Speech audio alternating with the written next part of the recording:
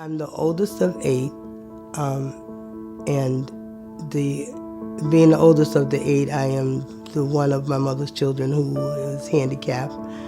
I'm a client for Commission for the Blind.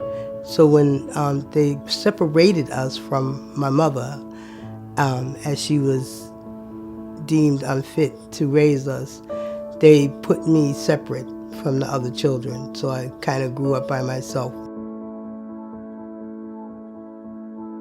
So it was hard for me to fit in. There was abuse, physical and sexual, in the foster system and out.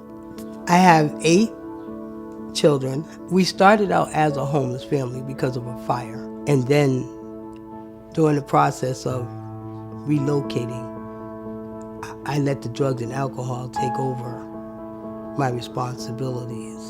So DCF, which was DSS at the time, took the children. I was devastated.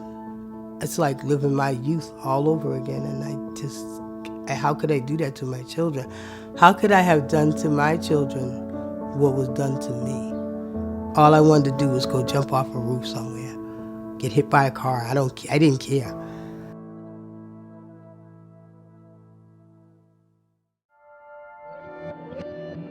I end up at the shelters, doing the shelter shuffle, staying at one shelter after another for as long as I can. I remembered Rosie's place was a place to take the children to eat meals. The advocate who became my mentor, her name is Ann Stokes. She mentored a lot of young women into helping themselves find their way to where they wanted to be. And then I, told her about myself and the children.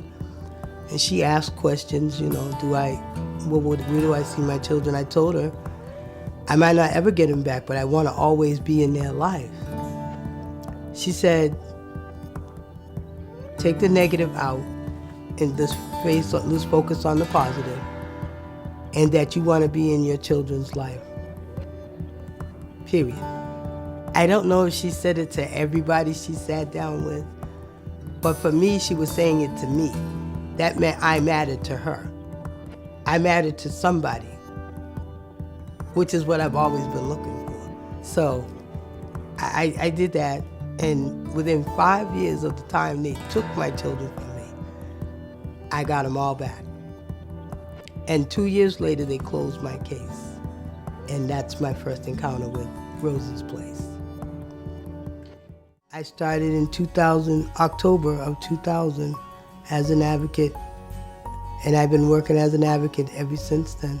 I decided I wanted to give what had been given to me. And if I could only do it for one person, then that would be great. I'm proof that it can happen because I'm from the streets. I was raised in the streets. I almost died in the streets, but I came through Rosie's Place and I'm alive. I don't know where I'd be today if it wasn't for the services of Rosie's Place. And I'm just grateful to be a part of that service now.